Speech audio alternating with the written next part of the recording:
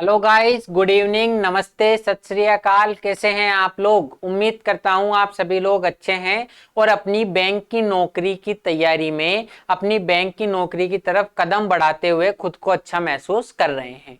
तो इसी सब स्वागत के बीच मैं अभिषेक वर्मा आप सभी लोगों का बहुत बहुत स्वागत करता हूं आपके अपने YouTube channel easy maths with Nehra sir पे। शाम के 7 बजे इस शानदार समय में, इस शानदार मौसम में अभी हमारा टाइम है बैंकिंग की प्रैक्टिस क्लास का। तो ये बैंकिंग प्रैक्टिस क्लास सेशन हम शुरू करते हैं। आज के सवाल, एक शानदार सवाल क्वाड्रेटिक इक्वेशन के क्वेश्चन के साथ। क्या क्वेश्चन है? In the question two equation 1 and 2 are given, you have to solve both the equations to establish the correct relation between x and y and choose the correct option. कि दिए गए प्रश्न में आपको दो समीकरण दिए हैं, आपको दोनों को हल करना है और एक्स और वाई के बीच सही संबंध स्थापित करना है। देखो, ये डायरेक्शन में सिर्फ फॉर्मेलिटी के लिए पढ़ता हूं, हम ये काफी समय से कर रहे हैं, हर बार यही डायरेक्शन होती है, कुछ नया नहीं है। हमें इनको सोल्व करके एक्स और वाई के बीच रिलेशन एस्टेब्लिश करना है। तो क्वेश्चन देखो, पहली इक्वेशन है हमारी एक्स की equation, 15x² minus 32x plus 9 is equal to 0।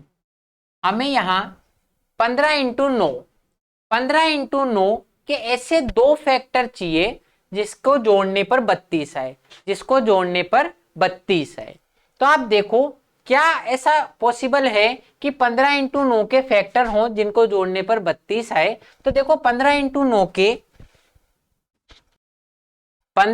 9 का एक पेयर फैक्टर्स का, तो यही हो गया 15 और 9। 15 इंटू 9 का एक पेयर तो हो गया 15 और 9, इनको आपस में जोड़ने पर आ रहा है 24। 15 इंटू 9 को जोड़ने पर आ रहा है 24, जबकि मुझे कितना चाहिए? 32। 24 से 32 बनाना है, मुझे कन्वर्ट करना है इसको फाइनली 32 में। इसका मतलब बढ़ाना है, तो मैं बड़ी संख्या को तो बढ़ाऊंगा और छोटी संख्या को कम करूंगा। तो यह है 3 इंटू 5 और यह है 3 इंटू। इसका मतलब मैं बड़ी संख्या को तो बढ़ाऊं और छोटी संख्या को और कम करूं। तो हम क्या कर सकते हैं? देखो, या तो इस 5 को अकेला रख दो, ये हो सकता है, इस 3 को भी इसको दे दो, यही एक पॉसिबल तरीका है इसको चेंज करने का। क्या कर सकते हो आप कि इस 5 को मैं एक अलग कर दूं और इस 3 को इसको दे दूं तो बढ़ जाएगा, क्योंकि आप अगर इस 3 को इधर लेके जाओगे तो बहुत ज्यादा बड़ी संख्या हो जाएगी। इससे अच्छा, सबसे अच्छा तरीका है कि 5 को तो अलग रख दो और 3 नाम 27 कर दो। इस 9 को 3 से गुणा कर दो तो 9 तिया 27 और 5 आपका अकेला बच जाएगा। तो 27 और 5 आपके ऐसे फैक्टर हो गए जिनको गुणा करने पर 15 इंटू 9 ही आता है और जोड़ने पर 32 आता है।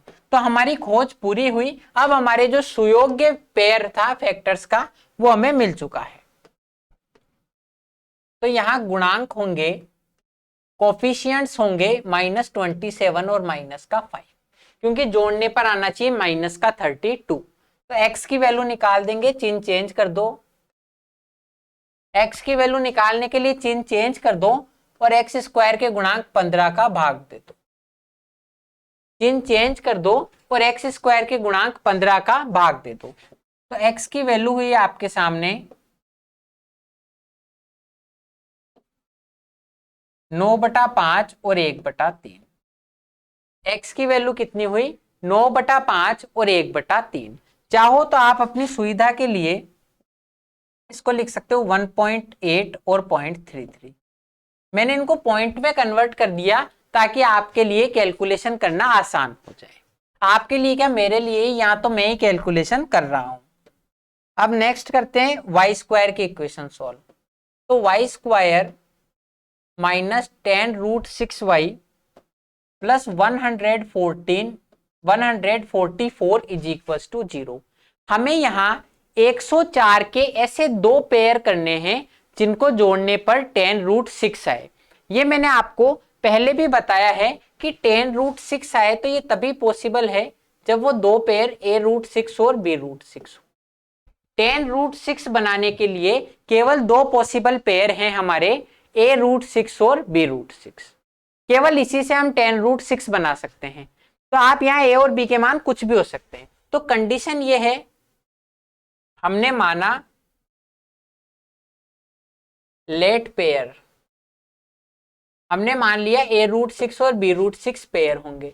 इसका मतलब a√6 और b√6 को जोड़ने पर तो आना चाहिए 10√6। a√6 plus b√6 is equal to 10√6, यानी कि a प्लस b की वैल्यू तो होनी चाहिए 10। a प्लस b की वैल्यू कितनी होनी चाहिए 10, और इनको आपस में गुणा करने पर कितना आना चाहिए, इनको आपस में गुणा करने पर कितना आना चाहिए, तो आपस में गुणा करने पर आना चाहिए 144। आपस में गुणा करने पर कितना आना चाहिए दोस्तों, 144। तो 144 यानी कि 6ab की वैल्यू 144 है। √6 और √6 आपस में गुणा होकर हो जाएंगे 6। 6ab की वैल्यू 144 है, तो ab की वैल्यू होगी 24। ab की वैल्यू कितनी होगी 24। अब देखो इतना आसानी से हो गया कि a और b को जोड़ने पर तो 10 आए, a और b को जोड़ने पर तो 10 आए और गुणा करने पर 24। तो आप आसानी से लिख सकते हो a की वैल्यू 6 है और b की वैल्यू 4। बिल्कुल आसान है कि दो संख्याएं जिनको जोड़ने पर 10 आए और गुणा करने पर 24, तो 6 और 4। तो इसके जो पेयर होंगे, पेयर ऑफ फैक्टर्स, जिसका पेयर ऑफ फैक्टर्स होगा, फैक्टर्स हो जाएंगे 6√6 और 4√6। 6√6 और 4√6 इसके पेयर हो जाएंगे। तो यहां कर देंगे हम गुणांक। गुणांक हो गए माइनस का 6√6 और माइनस का 4, क्योंकि जोड़ने पर माइनस का 10√6 आना चाहिए। अब y की वैल्यू निकाल देंगे, इनके चिन्ह चेंज कर दो। y की वैल्यू फाइंड करने के लिए मैं इनके चिन्ह चेंज कर दूंगा और y² के गुणांक 1 का भाग दे दूंगा, उससे कोई फर्क नहीं पड़ेगा। तो y की वैल्यू आ गई 6√6 और 4√6। अच्छा, अब मुझे कंपेयर करने की जरूरत नहीं है, मैं डायरेक्ट लिख सकता हूं x is less than y, option number B click करके आगे बढ़ जाऊंगा। लेकिन वो होगा कैसे, वो समझिए। देखो यहां पर √6 की वैल्यू जो होती है वो 2 पॉइंट समथिंग होती है। √6 की वैल्यू 2 पॉइंट समथिंग होती है, क्योंकि 2 से तो बड़ा ही है √6। लेकिन आप उसको भी छोड़ो, आप सिर्फ इतना सा दिमाग लगाओ, मुझे पता नहीं है √6 की वैल्यू क्या है, पर √6 की वैल्यू 1 से तो बड़ी है, कम से कम 1 से तो बड़ी है, कम से कम 1 से तो बड़ी है, इतना तो मुझे पता है। अब आप देखो, अगर इनकी जगह 1 भी होता, √6 की जगह 1 भी होता, तो भी 6 और 4 तो ऑलरेडी बड़े हैं। 6 और 4 तो ऑलरेडी 1.8 और 0.33 से बड़े हैं। अगर √6 की जगह 1 भी होता, तो 6 और 4 तो ऑलरेडी x के दोनों मान 1.8 और 0.33 से बड़े हैं। ये तो √6 गुना और है, √6 गुना और है मतलब और बड़े हो गए। तो इसका मतलब y के दोनों मान x के दोनों मानों से बड़े हैं। x is less than y, option number B bank of Baroda हमारा आंसर हो गया। अब जो दूसरा कोई है, अगर वो यहाँ √6 की वैल्यू पहले एग्जैक्ट फाइंड करेगा, फिर गुणा करके देखेगा, तो वो खुद का टाइम वेस्ट कर रहा है। आप थोड़ा सा समझदारी दिखाओ कि यार 6 और 4 तो वैसे ही x के दोनों मानों से बड़े हैं, और √6 से गुणा करने पर तो और बड़े हो जाएंगे, तो x is less than y हो जाएगा। ऑप्शन नंबर बी हमारा आंसर। अब आप देखो यहां पर कॉम्प्लिकेटेड, जब आपके x और y के मान आए थे, तो उसने कोई ना कोई हिंट ऐसा छोड़ा था जिससे आपको √6 की वैल्यू फाइंड नहीं करनी पड़े और आप खुद के आइडिया से इसका आंसर कर पाओ। तो वो यही देखना चाहता है कि आप दूसरों से कितना एडवांस सोचते हो। जो एडवांस सोचेगा उसका रिजल्ट भी एडवांस आएगा। तो इसका आंसर हो गया x is less than y, क्योंकि यहाँ आपकी कैलकुलेशन की परीक्षा नहीं है, यहाँ आपके दिमाग की परीक्षा है। तो दिमाग की परीक्षाओं में खरे उतरो। और अब बढ़ते हैं नेक्स्ट क्वेश्चन पे। नेक्स्ट क्वेश्चन वही हमारा क्वाड्रेटिक इक्वेशन का क्वेश्चन है कि दो इक्वेशन दी हुई है, हमें x और y के मान निकालने के लिए दोनों इक्वेशन को हल करना है और x और y के बीच रिलेशन एस्टेब्लिश करना है। पहली इक्वेशन है 13x² plus 22x minus 8 is equal to 0। 13x² plus 22x minus 8 is equal to 0। हमें यहां 13 और 8 हमें 13 इंटू 8 के ऐसे दो मतलब फैक्टर चाहिए। 13 इंटू 8, 13 अंटे 104। 104 के ऐसे दो फैक्टर चाहिए जिनको घटाने पर कितना है 22। जिनको घटाने पर कितना है 22। क्यों घटाने पर? क्योंकि ये माइनस का है। माइनस का 104 है तो एक फैक्टर तो होगा पॉजिटिव और एक होगा नेगेटिव, तो घटाने पर आना चाहिए 22। एक पेयर तो हो गया 13 और 8। 13 इंटू 8 है तो सबसे इजी पेयर तो हो गया 13 और 8, सामने ही दिख रहा है। इन दोनों को अंतर करने पर आ रहा है 5। इन दोनों का अंतर करने पर कितना आ रहा है 5। मुझे चाहिए 22, बड़ा मान चाहिए, तो मैं बड़ी संख्या को तो बढ़ाऊंगा और छोटी संख्या को कम करूंगा। बड़ी संख्या को बढ़ाऊंगा, छोटी संख्या को कम करूंगा। इसको तो 2 से गुणा कर दो, इसमें 2 का भाग दे।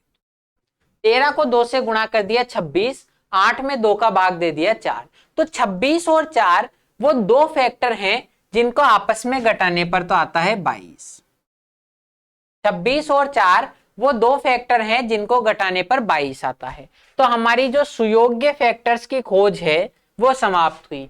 जैसे अखबार में आता है ना, वर चाहिए वधू चाहिए, मैट्रिमोनियल साइट्स के ऐड आते हैं, मैट्रिमोनियल आपके जो ऐड आते हैं उसमें आप देखा करो, वर चाहिए वधू चाहिए, कॉम्प्लेक्शन ये होना चाहिए, प्रोफेशन ये होना चाहिए, सुयोग्य होना चाहिए, एजुकेटेड वगैरह वगैरह जो भी आते हैं। तो हमें यहाँ पर फैक्टर चाहिए, तो हमारे योग्य फैक्टर, सुयोग्य फैक्टर हमारी खोज खत्म हुई, तो वो हो गए 26 और 4। इनमें एक तो पॉजिटिव होगा और एक होगा नेगेटिव। एक तो होगा पॉजिटिव और एक होगा नेगेटिव। तो कौन सा पॉजिटिव होगा कौन सा नेगेटिव, ये आपको बताएगा एक्स का कोफिशिएंट। एक्स का कोफिशिएंट जो 22 है वो पॉजिटिव है, यानी बड़ी संख्या 26 तो पॉजिटिव हो जाएगी और छोटी संख्या 4 नेगेटिव हो जाएगी। अब एक्स की वैल्यू निकाल दो, माइनस की जगह प्लस और प्लस की जगह माइनस, इनके चिन्ह तो चेंज कर दीजिए और एक्स स्क्वायर के गुणांक 13 का भाग दे दो। चिन्ह चेंज करो और एक्स स्क्वायर के गुणांक 13 का भाग दे दो, तो एक्स की वैल्यू आ गई -2 और 4/30। एक्स की वैल्यू कितनी आ गई -2 और 4/30। अब वाई स्क्वायर की इक्वेशन सॉल्व कर देंगे।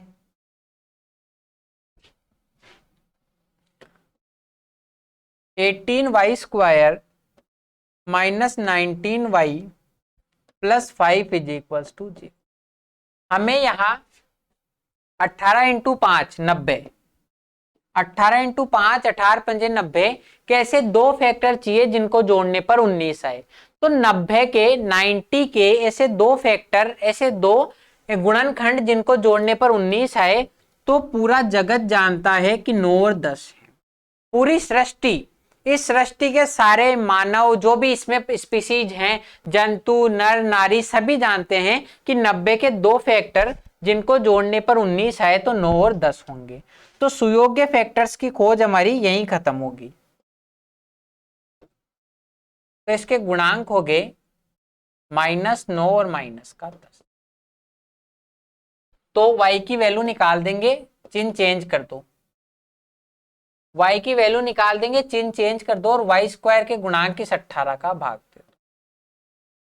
वाई स्क्वायर के गुणांक इस 18 का भाग दे दो, तो y की वैल्यू होगी 1/2 और 5/9। 1/2 और 5/9। अब इसको कंपेयर करने के कई तरीके हैं, या तो आप इनके पॉइंट में कन्वर्ट कर लो, ये फ्रैक्शन को डेसिमल में कन्वर्ट कर लो और इसके आंसर निकाल दो, या फिर जो हम शुरू में तरीका करते थे आज उसको रिवाइज करते हैं और उससे आंसर करते हैं।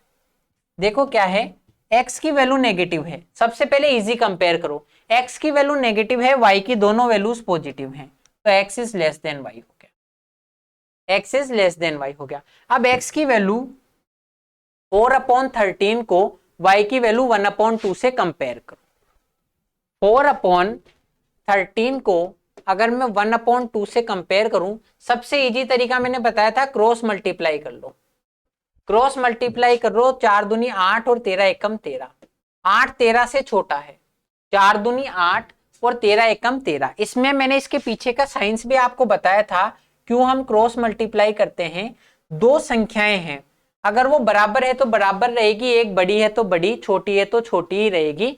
मतलब ए और बी के बीच में जो रिलेशन है वो का वही रहेगा अगर किसी सेम संख्या से दोनों को गुणा करते, अगर किसी सेम संख्या से दोनों को गुणा करते। तो यहां हम किस संख्या से गुणा करते हैं, इन दोनों के एलसीएम से। यहां हम गुणा करते हैं 13 इंटू 2 के एलसीएम से। तो जब मैं इसको 13 इंटू 2 26 से गुणा करूंगा तो ये तो कट जाएगा 2 बार और ये कट जाएगा 13 बार। लेकिन मैं हर बार आपको इतना समझाऊं कि 26 कट के 13 आया है, इससे बढ़िया हम कह देते हैं क्रॉस मल्टीप्लाई कर लो। तो ये आपको साइंस भी हर चीज के समझनी है, हर चीज के पीछे, कि हम ऐसे ही नहीं हवा में कुछ भी करे जा रहे हैं। तो यहाँ पर x की वैल्यू y से छोटी आएगी, x की वैल्यू y से छोटी आएगी। अब एक और कंपेयर करना है 5/9, 5/9। तो 4/13 और 5/9 को कंपेयर, तो वापस क्रॉस मल्टीप्लाई कर देंगे। 4 नाम 36 और 13 पंजे 65। तो जो 36 है वो लेस देन है 65। 36 इज लेस देन 65, तो मतलब फिर से x is less than y हो गया, फिर से x is less than y हो गया, तो फिर x is less than y हो गया।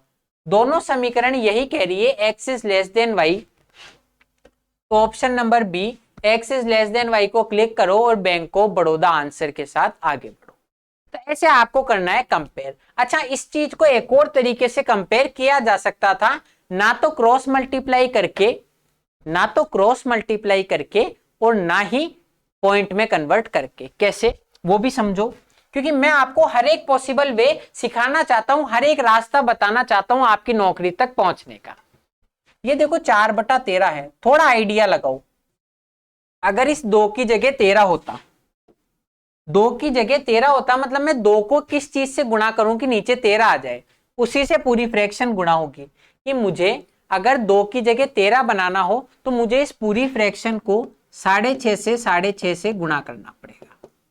क्यों मैंने सेम से गुणा किया? ताकि फ्रैक्शन बदले नहीं, मुझे कुल मिला के एट द एंड फ्रैक्शन नहीं बदलनी और इसकी 2 की जगह 13 बनाना है। तो यहां पर होता अगर 13 तो यहां आता 6.5। बहुत आसानी से आप बता सकते हो, कोई बड़ी बात नहीं है कि यहां पर आधा है, यानी कि 6.5/13। तो 4/13 तो छोटा ही है ना, 4/13 तो छोटा ही है ना 6.5 से, बस इतनी आसानी से कर दो। या फिर आप देखो ये 4/13 है, थोड़ा सा अंदाजा लगाओ कि ये तो है ना 50% से कम है। 4/13 जो है 50% से कम है। 13 का 50% ही 6.5/13 होता है। 13 का 50% ही 6.5/13 होता है। जबकि ये जो 5/9 है, 5/9 है, 9 का तो ये ज्यादा ही है, ये तो 50% से ज्यादा है। इसका 50% तो खाली 4.5 ही होता। ये वैल्यू 4.5/9 होती तो ही 50% होती। इसका मतलब इस पूरी कंडीशन से मैं कहना चाहता हूं कि ये तो 50% से कम है और ये 50% से ज्यादा है। ये संख्या 50% से कम है, दूसरी वाली संख्या 50% से ज्यादा है। इसका मतलब यही है कि x की वैल्यू y से कम होगी। एक वैल्यू 50% से कम है, एक ज्यादा है, तो x की वैल्यू y से कम होगी। तो x is less than y। देखो, इसको कंपेयर करने के मैंने आपको सारे पॉसिबल वे बताए हैं, पर आपको जो अच्छा लगे, जो अच्छा समझ में आए वो करना है और हर तरीके को समझने की कोशिश करनी है, ताकि अगर कुछ भूल भी जाओ तो दूसरा तरीका आपकी मदद कर दे। अब बढ़ते हैं नेक्स्ट क्वेश्चन पे। नेक्स्ट क्वेश्चन क्या है हमारा? In each of this question series a wrong number is given, find out the wrong number that does not belong to the series. कि इस जो सीरीज आपको दी हुई है, जो श्रेणी दी हुई है, जो आपके एक पैटर्न दिया हुआ है, सीरीज दी हुई है, इसमें नंबर सीरीज में एक रॉन्ग नंबर है। हमें वो रॉन्ग नंबर फाइंड करना है जो इस सीरीज से बिलोंग नहीं करता। तो सीरीज देखेंगे पहले 578, 586, 602, 650, 845 और 1802। अब आप यहां देखो तो ये जो 578 से चीजें जो चल रही है तो कोई बहुत ज्यादा नहीं है, सिवाय इस 1800 के। अगर इस 1800 को मैं हटा दूं तो बाकी मेरा अंतर लगभग बराबर सा ही है कि 578 ऑलरेडी 600 के बराबर है और ये 800 तक पहुंच गया, तो कोई बहुत ज्यादा डिफरेंस नहीं है। तो हमें प्लस माइनस की तरफ फोकस ज्यादा करना चाहिए, पहले प्लस माइनस की तरफ फोकस करना चाहिए। प्राइमरली हमारा फोकस ऐड और सब्सट्रैक्ट की तरफ होना चाहिए, फिर हम मल्टीप्लाई डिवाइड की तरफ चल जाएंगे अगर कुछ नहीं मिला तो देखते हैं एक बार। इन दोनों में डिफरेंस है 8 का। क्यों मैंने इस एक 1802 को कंसीडर नहीं किया, क्योंकि एक तो हमारा रॉन्ग नंबर ही है, तो रॉन्ग नंबर यही हो सकता है। तो देखते हैं, यहां डिफरेंस किया 8 का, 586 से 602 बनाना है तो गुणा करूंगा 16, सॉरी ऐड करूंगा 16। 586 में अगर मैं 14 ऐड करता तो आता 600, 2 और जोड़ दो तो 16, यहां आएगा 48, यहां आएगा 48। अब 650 में मैं क्या जोड़ूं कि 845 आ जाए, तो मैं जोड़ूंगा 195, कि अगर मैं इसमें 200 जोड़ देता तो 850 आ जाते, 5 कम करना है तो 145 जोड़ दो। अब यहां कितना ऐड किया, तो यहां मैं ऐड करूंगा 7, 7 जोड़ने पर 852, 50 जोड़ दो 902, तो 900 और जोड़ दो। इसमें 57 ऐड करने पर तो आएगा 902, उसमें 900 और जोड़ दो तो 1802। अब यहां पर देखो पैटर्न कि 8, 16, 48, यहां तक तो एक पैटर्न फॉलो हो रहा है, आगे के दो में नहीं हो रहा। यहां तक तो पैटर्न मिल गया कि 8 फिर दुगना 16 फिर 3 गुना 48, तो यहां तो पैटर्न फॉलो हो रहा है, आगे का मुझे पता नहीं। तो हो सकता है ये 3 तो सही हो, और क्योंकि हम एक रॉन्ग नंबर सीरीज पढ़ रहे हैं तो 2 जगह तो हम पैटर्न गलत कर सकते हैं। तो अगर हम इसी को आगे कंटिन्यू करें पैटर्न को, ये अजम्पशन है हमारी, हो सकता है ये गलत भी हो हमारी अजम्पशन, कि मैंने 8 को 2 से गुणा किया है तो 16 आया, 16 को 3 से गुणा किया तो 48 आया, और 48 को 4 से गुणा कर दूंगा। अब क्यों मैंने ऐसा किया, क्यों माना, क्योंकि मुझे पता है 48 का जो 4 गुना होगा वो 192 के आसपास होगा। 48 का 4 गुना 192 के आसपास है। कैसे, क्योंकि ये 50 माइनस 2 है, ये 50 माइनस 2 है, तो इसका जो 4 गुना होगा 200 माइनस 8 होगा 192, इसका 4 गुना जो होगा वो होगा 192, इसका 4 गुना जो होगा वो होगा 192। ठीक है, तो ये इसके आसपास ही है। तो अब 2, 3, 4 है, आगे हो सकता है 5 गुना हो, आगे हो सकता है 5 गुना हो। तो 192 का 5 गुना, 192 का 5 गुना जो होगा वो होगा 960, क्योंकि 5 गुना करने का एक ही तरीका है, आप जीरो लगाओ आगे और आधा कर दो, जीरो लगाओ और आधा कर दो। 192 का आधा तो 900, 192 का आधा तो 96, और जीरो लगा तो 960। इसका मतलब हमारा पैटर्न बन गया। देखो इसको, अब आप देखो यहां पर ऐड भी हुआ है और मल्टीप्लाई भी हुआ है, मतलब हमारे दोनों जो चांस लग रहे थे वो सही हुए हैं कि यहाँ ऐड और मल्टीप्लाई दोनों की सीरीज बनी है। पहले हमने डिफरेंस किया और वो डिफरेंस मल्टीप्लीकेशन की फॉर्म में चल रहा था, 2 गुना, 3 गुना, 4 गुना और 5 गुना। तो देखते हैं क्या इससे सही होगा। अब ये सही कब होगा, जब इन दोनों का सम इन दोनों के सम के बराबर हो। 195 और 957 का सम वही हो जिनसे हम इसको रिप्लेस कर रहे हैं। तो या तो सम चेक कर लो या ऐसे देख लो, ये 3 कम है, ये इससे 3 कम है। 195 की जगह 193 किया है तो 3 कम है, 957 की जगह 960 कर दिया तो 3 ज्यादा कर दिया। 195 की जगह 192 किया है तो 3 कम हो गया, और 957 की जगह 960 कर दिया तो 3 ज्यादा हो गया। इसका मतलब सम सेम रहेगा, क्योंकि इस 195 प्लस 957 है, ये इसके बराबर ही होगा, क्योंकि मैं इसको तो लिख दूंगा 195 माइनस 3 और इसको लिख दूंगा 957 प्लस 3, तो 3 से 3 कट जाएगा, तो सम मेरा ओवरऑल सेम रहेगा। ऐसे आपको थोड़ी सी समझदारी दिखानी है हर जगह कैलकुलेशन करने की बजाय, कि ये 3 कम है ये 3 ज्यादा, तो ओवरऑल सम हमारा बराबर हो गया। इसका मतलब ये दोनों रिप्लेस हो जाएंगे और रॉन्ग नंबर हो गया हमारा 845, option number C, Canara bank इस बार आंसर हो गया।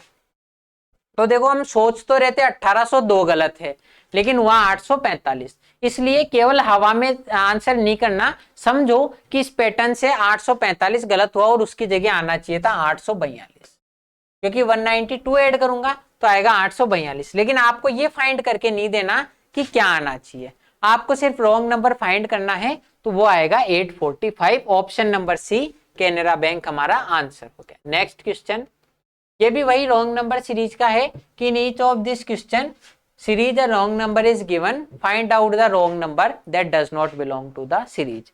कि सीरीज में एक रॉन्ग नंबर दिया हुआ है, हमें वो रॉन्ग नंबर बताना है जो इस सीरीज से बिलोंग नहीं करता। तो सीरीज है हमारी 45 माइनस 144, 432 माइनस 1296, 3888 एंड माइनस 11664। अब यहां देखो, ये सीरीज 45 से शुरू होकर 11,000 कुछ तक गई है। 45 से शुरू होकर ये सीरीज 11,000 कुछ तक गई है, तो एक चीज तो मुझे कह रही है कि मल्टीप्लाई और डिवाइड होना चाहिए।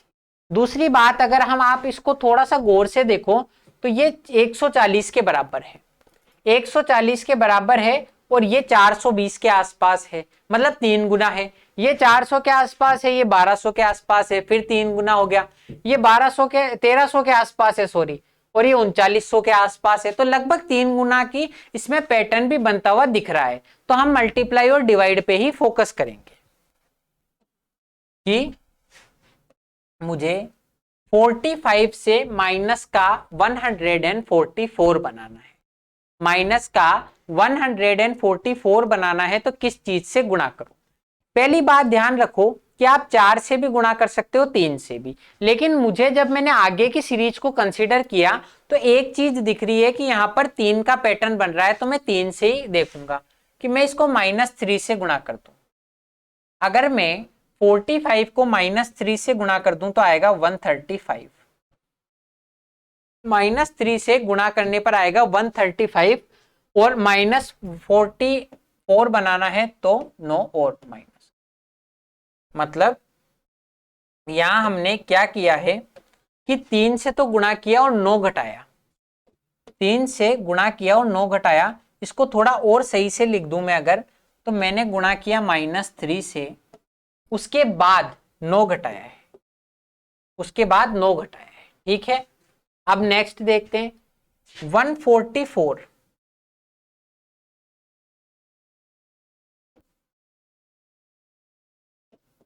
144 माइनस का है और 432 बनाना है, तो लगभग 3 गुना के आसपास है, तो 3 से गुणा करो, ये हो गया 432, यानी 3 से गुणा किया। कैसे मुझे पता पड़ा, देखो आप ही देखो, ये 140 से 4 ज्यादा है, 140 से 4 ज्यादा है, और ये इसके 3 गुने 420 से 12 ज्यादा है, तो ऑटोमेटिकली 3 गुना हो गया। 432 को -3 से गुणा करूंगा, क्योंकि 4 तिया तो हो गया 12, और 32 इंटू 3 हो गया 96।